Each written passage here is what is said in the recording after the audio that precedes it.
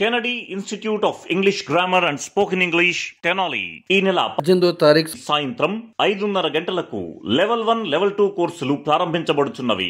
Level 1 కోర్సులో basics, level 2 కోర్సులో English grammar లోని అతి ముఖ్యమైన చాప్టర్స్ బోధించబడును. ఇంగ్లీష్ భాషలో కొంత ప్రవేశం ఉన్నవారు లెవెల్ 2 కోర్సుని అభ్యసించవచ్చు. వివరాలకు బీజేఆర్కే డైరెక్టర్.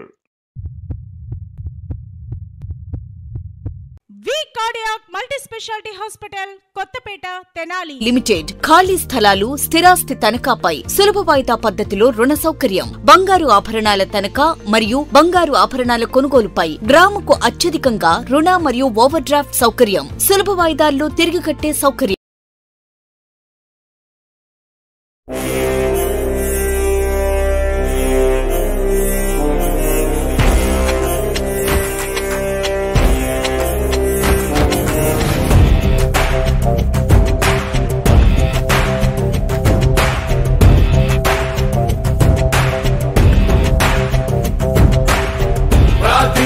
పెదవుల కన్నా సేవించే చేతులు మిన్న ఆ మాటను నిండుగా నమ్మే ఉద్యమమే మన జనసేన. సేనా సేనా సేనా జనసేన సేనా సేనా సేనా సేనా సేనా జనసేన సేనా సేనా.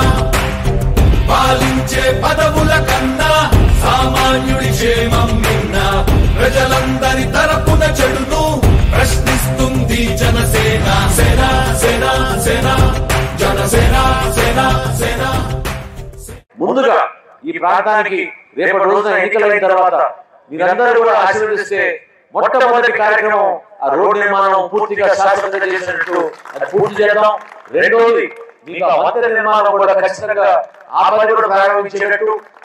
మనం ఇప్పుడు తెనాలి నియోజకవర్గ జనసేన పార్టీ కార్యాలయం దగ్గర ఉన్నాం.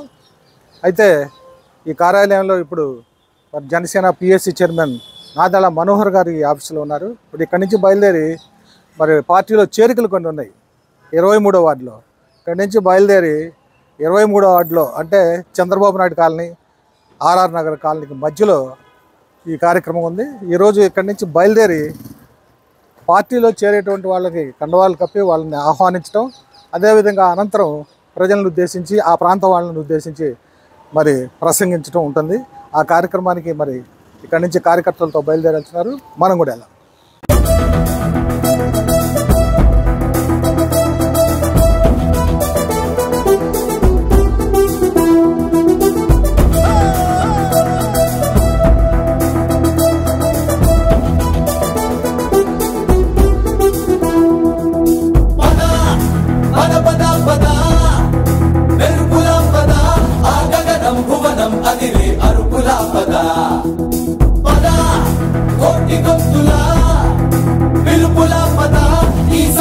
గమనం మలిచే మలుపులా పద, ఏ ధర్మం కోరే సత్యాగ్రహమై పదులుగా పద, సంక్షేమం కూర్చే సేవా గుణమై అదనుగా పద, ఏ పిడుగుకు బెదరని సాహస యోధుడివై పద, తెరమలుగులో నిలవని వేకువ సూర్యుడివై పద, ఏ చెట్టు కొంకు లేని జన సైనికుడై పద.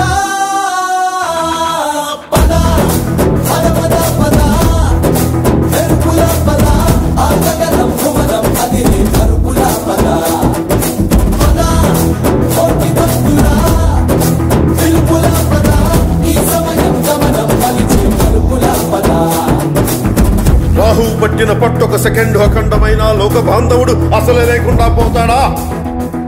మూర్ఖుడు గడియారంలో ముళ్ళు కదలనీకుంటే ధరాగమనం అంతటితో తలకిందైపోతుందా? కుటిలాత్మల కూటమికి ఒక త్రుటి కాలం ధ్యేయమొస్తే విశ్వ సృష్టి పరిణామం విచ్ఛిన్నమవుతుందా? ధనుజు లోకమేకంగా దారికట్టంగా నిలుచుంటే నరజాతి ప్రస్థానం పరిసమాప్తం అవుతుందా?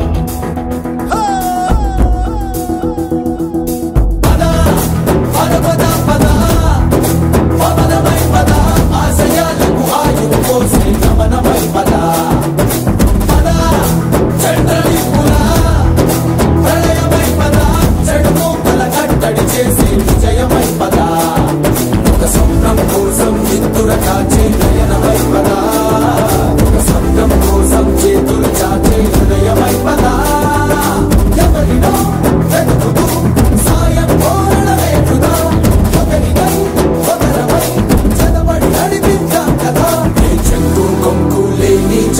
సైనికుడై పదా పదా. కలలు కను కలలు కను వర్తమానాన్ని ద్వేషించే వరకు కలలు కను, నీ కలలను తొక్కుతూ నడుస్తున్న కాళ్ళని ఖండించే వరకు కలలు కను కలలు కను కలలు కను.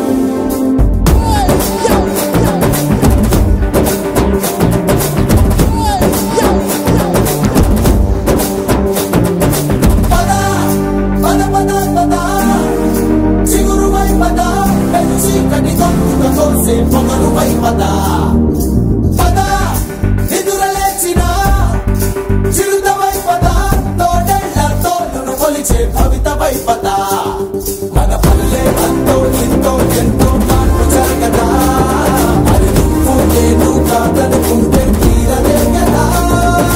కనబడే యువశక్తిగా హెచ్చరికలు ప్రకటిద్దాం పదా, తెగబడే అవినీతికి ఉచ్చమటలు పట్టిద్దాం పదా.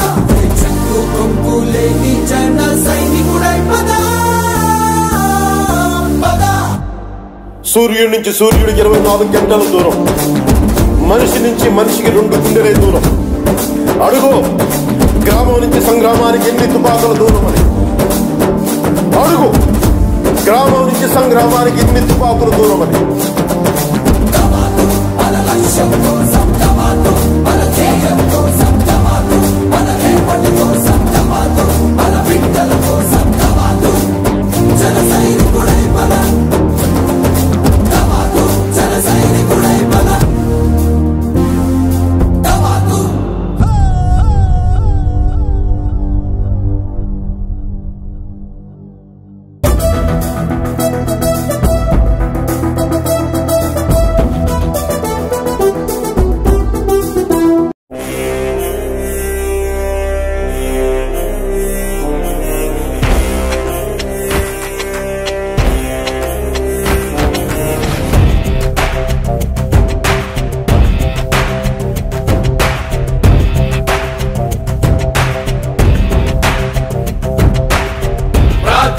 పెదవుల కన్నా సేవించే చేతులు మిన్నా, ఆ మాటను నిండుగా నమ్మే ఉద్యమమే మన జనసేన. సేన సేన సేన జనసేన సేన సేన సేన సేన సేన జనసేన సేన సేన. పాలించే పదవుల కన్నా సామాన్యుడి క్షేమం మిన్న, ప్రజలందరి తరపున చెడును ప్రశ్నిస్తుంది జనసేన. సేన సేన సేన జనసేన సేన సేన సేన సేన సేన జనసేన సేన సేన. రాసైనిక కదలి రాసైనిక, జనసేనానితో అడుగు వేద్దాం మనమిక. జనసేన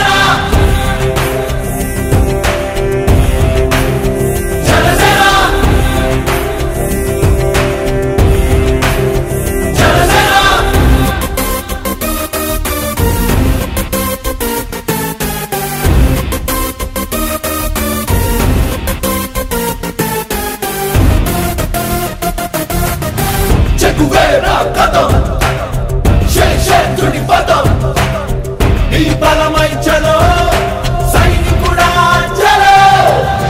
అలు పెరుగని గళం మన అందరి బలం, అవినీతి అవకతవకలు పద్ధతిగా నిలదీత. తనువున కణకణం జనసేవకు పణం, సంక్షేమం సమకూర్చేలా శ్రద్ధగా మన పని చేద్దాం. రాసైనిక కదలి రాసైనిక, జనసేనానితో అడుగు వేద్దాం మనమిక. జనసేన జనసేన జనసేన.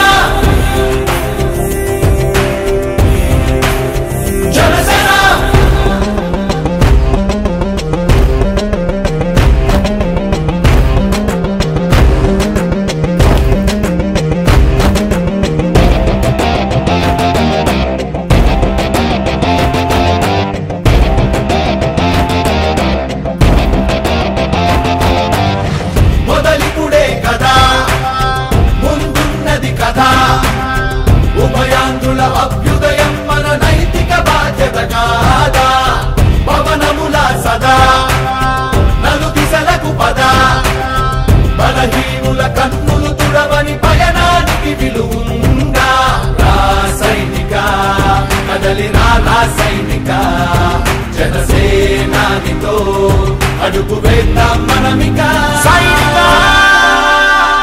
జనసేన జనసేన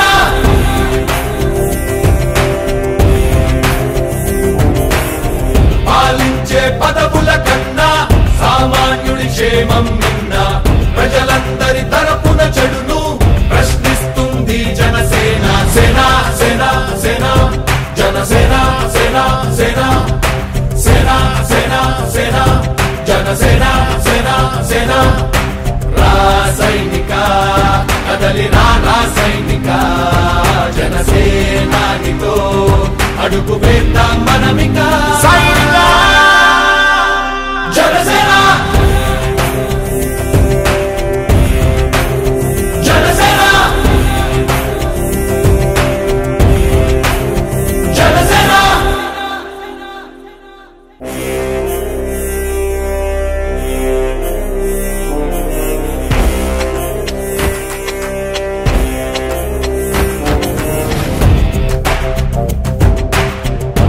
పార్టీ చేరడం అంటే ఒక ముఖ్యమైన అంశం మన జీవితాల్లో. దాని వెనుక ఒక బలమైన కారణం ఉండాలి. అంటే ఈ రోజు మేమందరం వేదిక పైన ఇట్లా కూర్చోగలిగామంటే ఒక సిద్ధాంతాన్ని నమ్మి, ఒక నాయకుడిని నమ్మి, ఈ ప్రాంతానికి నేను మేలు చేయాలి, మన వంతు మనం ప్రజలకి దగ్గరగా ఉండి రేపటి రోజున ఒక పేదవాడికి సహాయం చేయాలని ఒక నమ్మకంతో ఈ ప్రయాణం చేస్తా ఉన్నాం. కేవలం వేదిక పైన మాకు గుర్తింపు ఉంది, ఒక పదం ఉంది అనే ఆలోచన కాకుండా మీ అందరి ముందు ఈ కాలనీ దానికి ఉదాహరణ. ఎందుకంటే నామకరణం మాత్రం సీఎం కాలనీ అన్నారు, సిపిఎం కాలనీ అన్నారు, అనేక విధాలుగా ప్రోత్సహించడం కోసం ప్రయత్నం చేశారు. కానీ పేదవాళ్ళ కాలనీ అని మాత్రం ఎవరు గుర్తించలేదు, కష్టజీవుల కాలనీ అని ఎవరు గుర్తించలేదు. మనస్ఫూర్తిగా ఈ ప్రాంతంలో నివసిస్తున్న వాళ్ళందరికీ కూడా ఎందుకు ఇతర ప్రాంతాల్లో మనం మంచి మౌలిక సదుపాయాలు ఇవ్వగలుగుతున్నాం, ఇక్కడ ఎందుకు చేయలేకపోతున్నాం అనే అంశంపైన ఆలోచించి ఆ రోజున గతంలో మా తండ్రి గారు ఈ భూసేకరణ చేసిన తర్వాత రాజీవ్ గృహకల్ప నిర్మాణం నేను శాసనసభ్యుడైనాక ఇక్కడ ప్రారంభించాం. దాదాపు 340 కుటుంబాలకి ఒక చక్కటి వసతి కల్పించే విధంగా ఆ రోజు స్వర్గీయ రాజశేఖర రెడ్డి గారిని తీసుకొచ్చి ఇక్కడ ప్రారంభించాం. కేవలం ఇళ్ల నిర్మాణం చేసి వదిలేయలేదు, మౌలిక సదుపాయాలు కూడా కల్పించాం. ఈ రోడ్లు గతంలో ఏవి కూడా ఉండేవి కాదు. చాలా మంది కొంచెం చిన్న వయసు వాళ్ళకి గుర్తుండవచ్చు, కానీ పెద్దలు చాలా మంది ఇక్కడ కూర్చున్న వాళ్ళకి తెలుసు గతంలో మనం ఈ ప్రాంతానికి రావాలంటే అంత ఇబ్బంది కలిగిందో. ఎందుకు మనకి ఇక్కడ మౌలిక సదుపాయాలు ఉండేది కాదు, రోడ్లు వేసేవాళ్ళు కాదు, మురుకాలు ఉండేది కాదు, రక్షణ మంచి పథకం ఉండేది కాదు. కష్టపడి పాపం ప్రతిరోజు పొద్దునే లేచి క్యారియర్లు పట్టుకుని వేరే ప్రాంతానికి వెళ్ళి పనిచేస్తుంటూ సాయంత్రం వరకు అక్కడే వాళ్ళ కాలం గడిపి సాయంత్రం తిరిగి వచ్చినప్పుడు వాళ్ళు ఎదుర్కొన్న సమస్యల గురించి ఎవరు కూడా పట్టించుకునేవారు కాదు. కానీ వాస్తవంగా ఇక్కడ చేసే ప్రతి కార్యక్రమం కూడా నాకు బాగా గుర్తు. 23వ వార్డులో జనరల్ గా 21, 22 చేసుకుని 23వ వార్డుకి వచ్చే వరకు అలసిపోయేవాళ్ళం. అంత ఈజీగా లేదు, ఎందుకంటే ఆ రోజుల్లో ఇంత జనాభా కూడా ఉండేవాళ్ళు కాదు. సందు తిరిగి ఇంటింటికి వెళ్ళి ఏ కావాలి, మీకు పెన్షన్ సమస్య ఉందా, ఇళ్ల పట్టాల సమస్య ఉందా, రేషన్ కార్డు సమస్య ఉందా, ఇందులో సోదరులందరూ చెప్పినట్టు మీకు కుటుంబ సమస్య కావాలంటే కుటుంబ కొంతమందికి ఇప్పించి ఉపాధి కల్పించే విధంగా ప్రయత్నం చేశాం. ఏ కార్యక్రమం చేసినా కూడా సమాజంలో ప్రతి ఒక్కరికి ఒక స్థానం కల్పించాలి, వాళ్ళకు కూడా గౌరవం కల్పించాలి. ఇది కేవలం కొంతమందికి లబ్ధి పొందే విధంగా ప్రభుత్వం ఉండకూడదు. పరిపాలన అన్నప్పుడు అందరినీ సమానంగా చూడాలి, అందరినీ ఒకే ఆలోచనతో ముందుకు తీసుకోవాలన్న భావంతో అనేక కార్యక్రమాలు చేశాం. ఈరోజు మీకు మాట్లాడుతున్నాను, ఎందుకంటే చాలా ఆవేశంతో మన నాగరాజు కానీ, మన సుభాని కానీ, చిరంజీవి కానీ వీళ్ళందరూ మాట్లాడారు. సీనియర్ కూడా గతంలో చెప్పారు. నేను మీకు మాట్లాడుతున్నాను ఆ రోడ్డు విషయంలో. ఇందాక మన రాంబాబు గారు కానీ, కరెంటి వీరయ్య గారు కానీ, మన వాసు గారు కానీ నాకు చెప్పారు దాని గురించి. సో వాళ్ళని కూడా నేను సంప్రదించుకుని నాకు వచ్చిన బలమైన నిర్ణయం ఏంటంటే, అధికారంలో వచ్చిన 3 నెలల్లోనే ఆ రోడ్డు సమస్య తీర్చి మున్సిపాలిటీ అది హ్యాండ్ ఓవర్ చేసి తప్పకుండా శాశ్వతంగా మనకి ఇబ్బంది కలగకుండా చేసే బాధ్యత జనసేన పార్టీ నుంచి మేము తీసుకుంటామని మీకు సందర్భంగా మీకు మాటిస్తున్నాను. అదేవిధంగా ఈ రోడ్డు పైన నడిచి వస్తున్నప్పుడు పూడ్చని గుట్టలో కనీసం పైప్ లైన్ ఇరిగిపోతే దాన్ని బాగు చేయలేని పరిస్థితి నా దృష్టికి తీసుకొచ్చారు. ఒక ఆలోచన మీలో కూడా రావాలి. ఎందుకంటే ప్రతి 5 సంవత్సరాలు ఒకసారి మీరు ఒక మార్పు కోసం లేదా ఒక మంచి వ్యక్తి వచ్చి మీకు పరిపాలన అందిస్తాడు, బాగా జరుగుతున్న నమ్మకంతో ఖచ్చితంగా మనం ఒక నిర్ణయం తీసుకుంటాం. జగన్మోహన్ రెడ్డి గారు గతంలో ఆయన ప్రజల దగ్గరికి వచ్చినప్పుడు చేసిన వాగ్దానాన్ని మీరు గుర్తుపెట్టుకోండి, అర్థం చేసుకోండి. ఏ విధంగా ప్రతి కుటుంబంలో కూడా ఒక నమ్మకం తీసుకురాగలిగాడు. ఏ విధంగా ఈ రోజు మనం ఎదుర్కొన్న సమస్యల పైన ఎందుకు ఈ ప్రభుత్వం స్పందించడం లేదు? స్థానికంగా ఉన్న శాసనసభ్యుడు కానివ్వండి, ఈ ప్రాంతానికి చెందిన మంత్రులు కానివ్వండి, ఎంపీలు కానివ్వండి, ప్రభుత్వం నుంచి రావాల్సిన అధికారులు, ఎందుకంటే ఇక్కడ మన చక్కటి సోషల్ వెల్ఫేర్ హాస్టల్ ఉంది. చిన్నపిల్లలని మనం జిల్లా వ్యాప్తంగా మనం ఇక్కడ చాలా మంది వచ్చి పాపం చదువుకుంటారు, ఉంటారు మన దగ్గర. కానీ మన కాలనీలో మనకి కనీసం రక్షిత మంచినీటి పథకం గురించి ఈ రోజు కూడా ఎదుర్కోవాల్సిన సమస్య ఎందుకు ఉండాలి మనకి? అదే విధంగా ఇప్పుడే నాకు పెద్దలు చెప్తున్నారు 6 కోట్ల రూపాయలతోటి మరి మురుగునీరు ఇంకా బాగుపరిచే విధంగా ఒక ప్లాంట్ పెడతామని చెప్పారు. 6 కోట్ల రూపాయలతో శంకుస్థాపన చేశారు. ఏమైపోయింది ఈ రోజున? పెద్ద గోయి తప్ప ఏమీ లేదు. చిన్న చిన్న ఆలోచనలు ఇక్కడ కష్టపడి పనిచేసే వ్యక్తులు ఏం కోరుకుంటారంటే ఒక కుటుంబానికి అందించాల్సిన సహాయం, ఒక గ్యాస్ సిలిండర్, ఒక పెన్షన్, ఒక తెల్ల రేషన్ కార్డు, లేదా ఇళ్ల స్థలాల కోసం ఎక్కువ మంది ఎందుకు ఎదురు చూస్తారంటే వాళ్ళకి ప్రతి నెల అద్దె కట్టలేని పరిస్థితి ఉంది కాబట్టి. ఎంతమంది పాపం అద్దెలు కట్టుకుంటూ కష్టపడి బతుకుతున్నారు, వాళ్ళపైనే మీరు దెబ్బ వేసి ఎన్నిసార్లు కరెంటు పెంచారో మీకు తెలియాలి. 11 సార్లు ఇప్పటివరకు కరెంటు పెంచారు. గతంలో ఊహించని విధంగా కొత్త ఛార్జీలు తీసుకొచ్చి ఎప్పుడో 6 సంవత్సరాల క్రితం 8 సంవత్సరాల క్రితం ఈ మీటర్ మీద రావాల్సిన నిధులు ఇంకా మిగిలిపోయినాయని చెప్పి కొత్తగా నివసిస్తున్న వాళ్ళని ఇబ్బంది పెట్టి ట్రూ ఆఫ్ ఛార్జీలు అని చెప్పి ఏ విధంగా కరెంటు బిల్లు పెంచారు మీ అందరికీ తెలుసు. ఎక్కడ జరిగింది అభివృద్ధి మీరు చెప్పండి. తెనాలిలో ఆ రోజు మనం ప్రారంభించిన రోడ్డు, పెదరావూరు నుంచి నందివలూరు వరకు వెళ్లాల్సిన రోడ్డు కేవలం విఎస్ఆర్ కాలేజీ వరకు వచ్చి ఆగిపోయింది. నేను అది కూడా మాటిచ్చాను. నా మొట్టమొదటి కమిట్మెంట్, నేను మరొకసారి మీ అందరూ నన్ను ఆశీర్వదించి గెలిపిస్తే పూర్తి చేయాల్సిన రోడ్డు ఎట్టి పరిస్థితుల్లో కూడా 4 లేదా ఆదాలి మంగళగిరి వరకు తీసుకెళ్లాల్సిందే. ఎందుకంటే ఎంతమంది మన బిడ్డలు పాపం చనిపోతున్నారు ఆ రోడ్డు పైన, ఎన్ని యాక్సిడెంట్లు జరుగుతున్నాయి. ఎందుకు మనకి విజయవాడకి వెళ్ళి రావాలంటే నరకం అనుభవిస్తున్నాం. ఎందుకు గుంటూరు వెళ్ళి రావాలంటే మనం ఇదివరకు మనం గంట సేపులో వెళ్ళి వచ్చేవాళ్ళం. ఈ రోజు నా పరిస్థితి ఎందుకు లేదు? ప్రతి ఒక్కరు కష్టపడి పని చేసుకుంటారు. ఎక్కడో చోట ఆఫీస్కో లేకపోతే మనం చేసే చిన్న కార్యక్రమాలు బిజినెస్ ని ఉపయోగించుకునే విధంగా ఇంకా మన దూర ప్రాంతానికి పరిగణించుకుంటూ వస్తూ ఉంటాం. కానీ ఆంధ్రప్రదేశ్ లో ఈ రోజున రోడ్ల దుస్థితి అసలు ఊహించని విధంగా ఈ ప్రభుత్వం నిర్లక్ష్యం చేసింది. నిజం, ముందే మనం నడిచొస్తుంటే మనం చూసాం ఏ విధంగా సామాన్యులు ప్రతిరోజు ఉపయోగించుకోవాల్సిన ఈ రోడ్డుని ఎందుకు ఇంత నిర్లక్ష్యంతో పట్టించుకోవడం లేదు. ఈ ప్రాంతాల్లో పర్యటించినప్పుడు ఎక్కువగా ఆ రోజు నాకు బాగా గుర్తు, ఎక్కువ మంది పాపం ఎస్సీలు వెనుకబడి తరగతి వాళ్ళు, పేద తరగతి వాళ్ళు, ఇతర ప్రాంతానికి తరలి వచ్చిన వాళ్ళు. వాస్తవం ఇది. ఇందాక మనందరం కూడా చెప్పినప్పుడు అదే గుర్తొచ్చింది. వాస్తవంగా ఇతర ప్రాంతాల నుంచి పాపం కష్టపడి ఇక్కడ వచ్చి నివసించడానికి, స్థిరపడడానికి వాళ్ళు ప్రయత్నం చేశారు. తెనాలి అభివృద్ధిలో వీళ్ళందరి పాత్ర ఉంది. తెనాలి అభివృద్ధి అంటే ఒక శాసనసభ్యుడు లేదా మంత్రులు లేకపోతే ఒక ఎంపీ చేసినట్టు కాదు. మీ అందరూ కష్టపడ్డారు, నిజాయితీగా కష్టపడ్డారు. మీరు ఆలోచించింది ఏంటంటే మన జీవితం, మన కుటుంబాన్ని మన జాగ్రత్తగా కాపాడుకుంటే ప్రభుత్వం నుంచి రావాల్సిన సహాయం తప్పకుండా వస్తుంది. దానికి ముందు తీసుకెళ్ళవచ్చని నమ్మకంతో మీరందరూ కూడా అనేక కార్యక్రమాలు చేశారు. మొట్టమొదటిలోనే రమణరావు గారు మీకు చెప్పారు అభివృద్ధి విషయం గురించి, ఏ విధంగా మనం కార్యక్రమాలు చేసాం, సంక్షేమం గురించి మీకు జాగ్రత్తగా చెప్పాడు. నేను మీకు మాటిస్తున్నాను, ఎట్టి పరిస్థితుల్లో కూడా తెనాలి నియోజకవర్గంలో కలిగిన రీతిలో మన అభివృద్ధి కార్యక్రమాలు మొదలు పెట్టాం. 17 వంతెనలు వేసాం మనం ఊహించని విధంగా. కొన్ని వంతెనలు అయితే 45 రోజుల్లోనే నిర్మాణం చేసాం. ఈ రోజు ఒక వంతెన నిర్మాణం మనకు అవసరం అని చెప్పి మీరందరూ అడుగుతుంటే నాకే చాలా బాధ కలిగిస్తుంది. ఎందుకంటే చిన్న సమస్య అది పెద్ద సమస్య కాదు. దానికి ఎక్కువ డబ్బులు వెచ్చించాల్సిన అవసరం లేదు. ఎక్కువ మంది ప్రజానికానికి ఉపయోగపడే కార్యక్రమాలు చేస్తేనే ప్రభుత్వం తరఫున మన పేద దగ్గరికి వెళ్ళగలుగుతాం. ఖచ్చితంగా అది కూడా నేను మీకు మాటిస్తున్నాను. రాబోయే రోజుల్లో డెఫినెట్ గా ఈ రోడ్డు నిర్మాణం పూర్తయిన తర్వాత రెండో కార్యక్రమాన్ని ఇక్కడ చేపట్టబోయేది మీకు వంతెన నిర్మాణం. మీ అందరికీ కూడా మంచి సౌకర్యం ఉండే విధంగా తప్పకుండా నేను చేస్తాను మీకు మాటిస్తున్నాను. అది పెద్ద సమస్యనే కాదు. ఎందుకు అది పెద్ద సమస్య కాదని మీకు చెప్తున్నానంటే 17 వంతెన నిర్మాణం చేశాను నేను ఒక సంవత్సరం కాలంలో. ఒకే ఒక సంవత్సరం కాలంలో 17 వంతెన నిర్మాణం చేశాం. ఎవరైనా నందివేలు వైపు వెళ్తుంటే మీరు చూడండి, నందివేలు దగ్గర ఏ విధంగా మనం అద్భుతంగా 3 వంతెనలు వేసి ఒక పెద్ద సర్కిల్ మనం తయారు చేసి ట్రాఫిక్ ఎక్కడ కూడా ఇబ్బంది కలగకుండా మనం ప్రయత్నం చేసాము. అదే విధంగా పట్టణంలో కూడా ఎప్పుడూ ఆలవాళ్ళ వెంకటరామయ్య గారు వేసిన వంతెనలు చెప్పుకునే వాళ్ళు. బ్రిటిష్ కాలంలో కొన్ని వేశారని చెప్పారు. ఇందాక వాసన గుర్తు చేశాడు.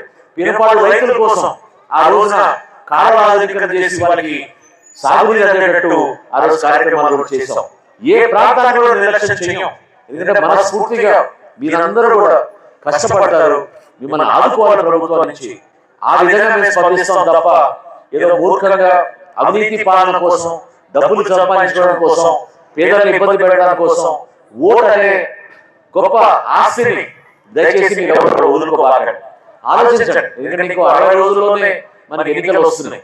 ఈ 60 రోజుల్లో ఎంతో మంది వస్తారు, మీ దగ్గర ఉపన్యాసాలు చెప్తారు. కానీ ఈ రోజున జనసేన పార్టీ, తెలుగుదేశం పార్టీ కలిసి ఉమ్మడిగా చంద్రబాబు నాయుడు గారి నాయకత్వంలో, పవన్ కళ్యాణ్ గారి నాయకత్వంలో మేము ఆలోచించేది ఏంటంటే రాష్ట్ర భవిష్యత్తు గురించి ఆలోచిస్తున్నాం. మీ బిడ్డల భవిష్యత్తు గురించి ఆలోచిస్తున్నాం. ఏ విధంగా పరిశ్రమలు తీసుకురావాలి, ఏ విధంగా మనం ఇక్కడ ఉద్యోగ అవకాశాలు కల్పించాలి. ఇందాక నేను ఒక మనిషిని కలిశాను దారిలో వస్తున్నప్పుడు. ఏం చేస్తున్నారు ఇప్పుడు అంటే స్టీల్ ఫ్యాక్టరీ ఉండేది, స్టీల్ ఫ్యాక్టరీ మూసేశాను, ఈ రోజున నేను ఒక వర్కర్ గా మిగిలిపోయానని చెప్పాడు. చాలా బాధ కలిగించింది. ఒకప్పుడు తెనాలిలో దాదాపు 6 స్టీల్ ఫ్యాక్టరీలు ఉండేవి. మనకి చాలా మందికి ఇక్కడ ఉపాధి కలిగేది. ప్రాంతాల నుంచి మన ఆటో నగర్కి వెళ్తే ఈ రోజున తెనాలిలో స్టీల్ ఫ్యాక్టరీలు కూడా మూసేసి పాపం ఉపాధి కల్పించే పరిస్థితి లేదు. ఒక్కసారి ఆలోచించండి. మార్కెట్ యార్డ్ లో గతంలో మన రామనాథరావు చైర్మన్ ఉండేవాళ్ళు. ఆ రోజున రైతులకి ఎంతమంది రైతులకి మనం తైవాన్ స్ప్రేయర్లు, ఇతర పరికరాలు, చివరికి పట్టాలు కూడా ఇవ్వలేని పరిస్థితి ఈ రోజు ప్రభుత్వం తీసుకొచ్చింది. కనీసం గిడ్డంగుల్లో స్టాక్ ఏర్పాటు చేసుకోవడానికి రైతుకి మంచి ధర వచ్చేటట్టు కూడా ఎవరు కూడా ప్రోత్సహించడం లేదు. ఈ ప్రాంతం ఏ తప్పు చేసింది చెప్పండి? ఎందుకు మనం ఇబ్బంది పడాలి? మొన్న కూడా మన కరెంట్ గారు, వాసు గారు, రాంబాబు గారు చేరినప్పుడు నేను చెప్పాను, గతంలో ఇక్కడ ఒక ప్రాజెక్ట్ రిపోర్ట్ తయారు చేయించాం. 2 గేట్ల మధ్యన కంపల్సరీగా ఒక బ్రిడ్జ్ నిర్మాణం జరగాలి. ఎందుకంటే చాలా మంది పాపం ఇబ్బంది పడుతున్నారు. అనేక మంది చర్చిపేటకు వెళ్ళి మన పాత మందిని వాడుకొని మరొకసారి ఆ ప్రాంతానికి వెళ్ళాలంటే బాగా ఇబ్బందిగా ఉంటుంది. తప్పకుండా అక్కడ ఒక ఫ్లైఓవర్ వచ్చేటట్టు రైల్వే అధికారులతో మాట్లాడి ఈ ప్రాంతాన్ని అభివృద్ధి చేసే విధంగా, ముందుకెళ్లే విధంగా మనందరం కూడా కలిసి పని చేసుకుందాం. టిడ్కో గృహాలు మీకు తెలుసు బాగా, 7 ఎకరాలు ఆ రోజున 7 ఎకరాలు రాజశేఖర రెడ్డి గారు ముఖ్యమంత్రి గారు ఉన్నప్పుడు ఆ రోజు భూసేకరణ చేస్తే ఔటర్ రింగ్ రోడ్ లో మనం ఇచ్చిన ధరని ఇక్కడే ఆ ధర కూడా ఇచ్చి ఇక్కడ రైతులకు న్యాయం చేసుకుని 7 ఎకరాలు ఆ రోజున మనం ప్రజల దగ్గర తీసుకుని ఆ రోజు ఇళ్ల పట్టాల కోసం, మంచి కాలనీ నిర్మాణం కోసం చేశాం. టిడ్కో గృహాలు కట్టారు. ఎవరికి ఇచ్చారు చెప్పండి? ఏ ఒక్కడికైనా ఇచ్చారా? ఎవరు లబ్ధిదారులని చెప్పి లిస్ట్ తయారు చేశారు గత ప్రభుత్వంలో? ఎందుకు ఇంత ఈర్ష, ఇంత కోపం? పరిపాలన అనేది నిరంతరంగా సాగాల్సిన ప్రక్రియ. ప్రభుత్వంలో ఎవరున్నా సరే, ఏ పార్టీతో మనకు సంబంధం ఉండదు. ప్రభుత్వంలో వచ్చినాక అన్ని పార్టీలో మన మనుషులు, మన సోదరులు, మన సోదరులను భావించుకుని అందరికీ న్యాయం చేయాలి. అంతేగాని నువ్వు నాకు ఓటు వేసేవా లేదా, మీరు పలానా పార్టీ కాబట్టి మీకు న్యాయం చేయం, మీకు ఇళ్ల స్థలం ఏమో, గృహకల్ప కార్యక్రమాల్లో ఏ విధంగా చేసాం సార్ కనుక్కోండి. మీరు ఆ రోజున మున్సిపాలిటీలో పారదర్శకంగా ఎవరు 500 రూపాయలు కట్టినా వాళ్ళకి దరఖాస్తు ఇచ్చి లాటరీ తీసి అర్హత ఉన్న ప్రతి ఒక్కరికి ఆ రోజున మనం ఇక్కడ ఇవ్వడానికి మనం ప్రయత్నం చేసాం. అదే విధంగా టిడ్కో గృహాలు కూడా తప్పకుండా మా ప్రభుత్వం రాగానే ఎవరైతే లబ్ధిదారులు ఆ రోజు పాప కష్టపడి డబ్బులు వెచ్చించుకున్నారో వాళ్ళందరికీ కూడా ఆ గృహాలు వచ్చేటట్టు మా వంతు మేము కృషి చేస్తాం. స్థానికంగా ఎవరు కౌన్సిలర్, ఎవరు ఎమ్మెల్యే కాదు, ఇక్కడ మన అందరం కలిసి పనిచేసుకోవాలి. ఎందుకంటే విభజన తర్వాత ఆంధ్రప్రదేశ్ రాష్ట్రం బాగా నష్టపోయింది. చాలా సందర్భాల్లో మనం చూస్తూనే ఉన్నాం. ఇతర రాష్ట్రాలకి ఎందుకు వెళ్ళిపోతున్నారు మన బిడ్డలు? ఈరోజు ఉద్యోగ అవకాశాల కోసం ఎందుకు ఈ ప్రాంతాల నుంచి హైదరాబాద్ కో, బెంగళూరుకో, మెడ్రాస్ కో ఎందుకు వెళ్ళాల్సిన పరిస్థితి వచ్చింది? వలసలు వెళ్లకుండా మన కుటుంబం దగ్గరే ఉండి మన ప్రాంతానికి మనం అందుబాటులో ఉండి కష్టపడి మనం పనిచేస్తుంటే ప్రభుత్వం నుంచి ఉపాధి కల్పించే విధంగా బాధ్యత మేము తీసుకోవాలని మీకు ఈ సందర్భంగా చెప్తున్నాను. తెనాలిని ఎవరు ఊహించని విధంగా అభివృద్ధి చేద్దాం. తప్పకుండా చెంచుపేట నుంచి మన గాంధీ మార్కెట్ వరకు ఒక అద్భుతమైన బ్రిడ్జ్ నిర్మాణం ఆ రోజున కాలనడకన అందరికీ ఉండాలని చెప్పి దాన్ని కూడా వీళ్ళు ముందుకు తీసుకురాలేదు. 11 కోట్ల రూపాయలు ఆ రోజు తెనాలి మున్సిపాలిటీలో నిధులు వదిలేసి వెళ్ళాం, కానీ పనులు మాత్రం జరగలేదు. తల్లి పిల్లల హాస్పిటల్ గురించి చెప్పారు. ఇప్పుడే మీరు చూశారు ఏ విధంగా గతంలో మన ప్రభుత్వ ఆసుపత్రిలో పేద ప్రజలకి, సామాన్యులకి, మధ్యతరగతి వాళ్ళకి అందుబాటులో ఉండేటువంటి డాక్టర్లందరినీ నిలబెట్టి, నర్సులు కానీ డాక్టర్లు కానీ రాత్రి పనులు పాపం వారు కూడా చాలా మనస్ఫూర్తిగా పనిచేసేవాళ్ళు మన ప్రాంతాని కోసం. ఈ ప్రాంతమే కాదు, కృష్ణా జిల్లా నుంచి కూడా తెనాలి ప్రభుత్వ ఆసుపత్రిలో బాగుంది, ఆపరేషన్ బాగా చేస్తారని చాలా మంది ఇక్కడ తరలి వచ్చేవాళ్ళు. ఆ విధంగా మనం నడిపించేవాళ్ళం. పరిపాలన చేతగాక ఈ రోజు కేవలం పత్రికా సమావేశాలు ఏర్పాటు చేసుకుని, వ్యక్తిగత విమర్శలు చేసుకుని అహంకారంతో పరిపాలిస్తున్నారు, కానీ సామాన్యుల గురించి ఆలోచించి ప్రజల కోసం నిలబడాలని ఆలోచనలు ఎవరికి కూడా రావడం లేదు. పవన్ కళ్యాణ్ గారి నాయకత్వంలో జనసేన పార్టీ ఖచ్చితంగా రాష్ట్రంలో నిజాయితీగా ఒక మంచి పరిపాలన తీసుకురావాలని, అందరినీ సమానంగా చూడాలని, ప్రతి పేద కుటుంబానికి ఒక ఆశ నింపే విధంగా ఒక భవిష్యత్తు ఉందని చూపించి ఆ భవిష్యత్తుకి మనం చేరే విధంగా, బంగారు బాట వేసే విధంగా తప్పకుండా రాబోయే రోజుల్లో జనసేన పార్టీ, తెలుగుదేశం పార్టీ ఉమ్మడిగా ఒక మంచి ప్రభుత్వం ఏర్పాటు చేసి కలిగిలో ఒక మంచి అభివృద్ధి పదంలో ముందుకు వెళ్ళేటట్టు మనందరూ కూడా కలిసి పనిచేసుకుందాం. ఈ ప్రాంతంలో నేను చివరిలో చెప్పగలిగేది ఏంటంటే, ఖచ్చితంగా ఇక్కడ శానిటేషన్ లోపించింది. ఇక్కడ మీకున్న సమస్యలు ప్రధానంగా మీ ఆరోగ్య సమస్యలు, అది ఎవరు పట్టించుకోవడం లేదు. మంచినీటి సౌకర్యం కల్పించాలి, మీకు డ్రైనేజ్ వ్యవస్థ ఏర్పాటు చేయాలి. గతంలో వెనక కాలంలోకి వెళ్ళే డ్రైనేజ్ ఇక్కడ వర్షం వచ్చినప్పుడు మీరందరూ అయితే ఇబ్బంది పడుతున్నారో గతంలో కూడా నేను చూశాను. దాని తర్వాత ఈ సిమెంట్ రోడ్లు వేసాం. ఇక్కడ ఎవరైనా సరే మన బిడ్డల కోసం, చిన్న చిన్న పిల్లలు పాపం చాలా మంది వాళ్ళ భవిష్యత్తు ఏంటని మనం ఆలోచించుకోవాలి. ఎందుకంటే అందరూ కూడా ఈయనలాగా అమెరికా పంపించలేరు, ఇతర దేశాలు పంపించలేరు. మనం మన బిడ్డలకి చదివించుకున్నప్పుడు వాళ్ళకి మంచి అవకాశం, మంచి ఆరోగ్యం, వైద్య సదుపాయాలు, విద్యా అవకాశాలు మనం కల్పించాల్సిన బాధ్యత ఈ ప్రభుత్వం పైన ఉంది. అదే విధంగా రాబోయే రోజుల్లో ఒక ఉమ్మడి ప్రణాళిక, ఒక మంచి మేనిఫెస్టో తీసుకురాబోతున్నాం. ఆ మేనిఫెస్టోలో ప్రధానంగా మహిళలకి ఏ విధంగా కొన్ని హామీలు ఇచ్చామో మీ అందరికీ తెలుసు, రైతులకు ఏ విధంగా హామీ ఇచ్చామో మీ అందరికీ తెలుసు. మహిళా సాధికారత కోసం మహిళల్ని ఇంకా అభివృద్ధి చేయాలి, వాళ్ళకి ఇంకా ఒక బలమైన స్థానం కల్పించాలి సమాజంలో అని చెప్పి వాళ్ళకి ఎన్నో ప్రోత్సాహకాలు తీసుకొస్తున్నాం. ఉచితంగా బస్సు ప్రయాణం పెట్టాం, ప్రతి కుటుంబానికి 3 గ్యాస్ సిలిండర్లు ఉచితంగా పెట్టాం.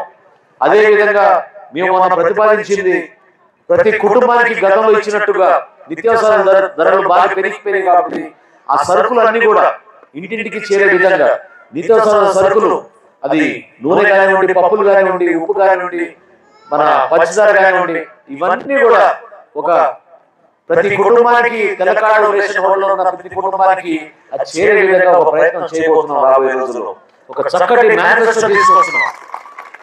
మీరందరూ కూడా నమ్మండి, ఈ ఏదైతే మీరు మార్పు కోరుకుంటున్నారో ఆ మార్పు మాత్రం ఖచ్చితంగా మీకోసమే. ఆ మార్పు పదవుల కోసం కాదు, ఎవరో ముఖ్యమంత్రి అవుతారు, ఎవరో ఇంకేదో పదవులు వస్తాయని కాదు. ఈ మార్పు మన రాష్ట్రం కోసం, మన ప్రజల కోసం మనం నిలబెట్టుకోవాలి. నిన్న మేము చేసిన వాగ్దానం ఏంటంటే, ప్రతి చేతికి పని కల్పిస్తాం, ప్రతి పంటకి నీరు అందిస్తాం. ఇది ప్రధానంగా మన రాష్ట్రంలో మనం అద్భుతంగా ముందుకు తీసుకెళ్లాలి ప్రజల్లోకి. ఎందుకంటే ఈ రోజు యువకులు వచ్చి కలిసి ప్రభుత్వం నుంచి కోరేది ఏంటంటే, ఉద్యోగ అవకాశాలు కల్పించమని అడుగుతున్నారు. మాకు పని చేసుకోవాలని ఉంది, పని చేయడానికి మీరు ఉద్యోగ అవకాశాలు కల్పించండి, దానికోసం ఎదురు చూస్తున్నాం అంటున్నారు. ఒక మహిళ కోరుకునేది ఏంటంటే భద్రత కావాలి, వాళ్ళ బిడ్డను చదివించుకునే విధంగా, బిడ్డల్ని పాఠశాలకు పంపించే విధంగా, వాళ్ళకు రేపటి రోజున ఉద్యోగ అవకాశాలు కల్పించే విధంగా ప్రభుత్వం స్పందించాలని వాళ్ళు కోరుకుంటున్నారు. రైతు కోరుకునేది ఏంటి చెప్పండి? ఇబ్బందులు ఉన్నప్పుడు ప్రభుత్వం ఆదుకోవాలి. చక్కగా ప్రతి సంవత్సరం వాళ్ళు పంటలు వేసుకుంటున్నప్పుడు ప్రతి పంటకి మనం సాగునీరు అందించాలి. ఇదే ప్రధానంగా మన రాష్ట్రంలో ఎక్కువ మంది కోరుకునేది. మీ అందరికీ కూడా భరోసా ఇస్తున్నాం. ప్రతి ఒక్కరు ఎవరైతే కష్టపడి పనిచేస్తున్నారో, ఎవరైతే అనవసరంగా దూర ప్రాంతాలకి వలసలు వెళ్తున్నారో, వాళ్ళందరూ కూడా తిరిగి వచ్చి మన రాష్ట్రంలో స్థిరపడే విధంగా ఇక్కడ మంచి పరిశ్రమలు ఏర్పాటు చేసి మీ అందరికీ ఉద్యోగ అవకాశాలు కల్పించే విధంగా ఈ ప్రభుత్వం ఖచ్చితంగా మీకు అండగా నిలబడుతుందని చెప్పుకుంటున్నాను. నిజంగా ఈ రోజున ఇంతమంది యువకులు మాట్లాడారు, చాలా నచ్చింది నాకు. ఎందుకంటే ప్రధానంగా ఈ రోజు పార్టీలో చేరే వ్యక్తులు అనేక కులాల నుంచి మతాల నుంచి ఉంటారు. ఈ రోజున రాజకీయ వ్యవస్థలో ప్రతి ఒక్కరిని మనం గౌరవించాలి. గతంలో SC ST tribal sub plan తీసుకొచ్చాం మనం 60 శాసనసభలో చట్టం చేసి. ఎందుకంటే పేదరికంలో ఉన్న ప్రధానమైన బలహీన వర్గాలకు సంబంధించిన వ్యక్తులు ఎస్సీలు కానీ ఎస్టీలు కానివ్వండి బీసీలు కానివ్వండి వీళ్ళెవరికి కూడా ప్రభుత్వంలో వచ్చే నిధులు పూర్తి స్థాయిలో క్షేత్ర స్థాయిలో అందడం లేదు. అందుకనే ఆ రోజు ఒక అద్భుతమైన చట్టం తీసుకొచ్చి ట్రైబల్ సబ్ ప్లాన్ అన్నాం, ఎస్సీ సబ్ ప్లాన్ అన్నాం. వాటి నుంచి నిధులు మన రాష్ట్ర బడ్జెట్ లో పెట్టినప్పుడు ఖచ్చితంగా మన ప్రాంతాలను అభివృద్ధి చేయాలని మనం చూపించాం. కొలిపర మండలం మీరు పోయి ఒకసారి చూడండి. ఎస్సీ గ్రామాల్లో పల్లెల్లో ఏ విధంగా ప్రతి ఒక్క చోట కూడా సిమెంట్ రోడ్లు వేసి మన నిర్మాణం అద్భుతంగా చేసాం. ఎందుకు మనం చేసుకోలేము?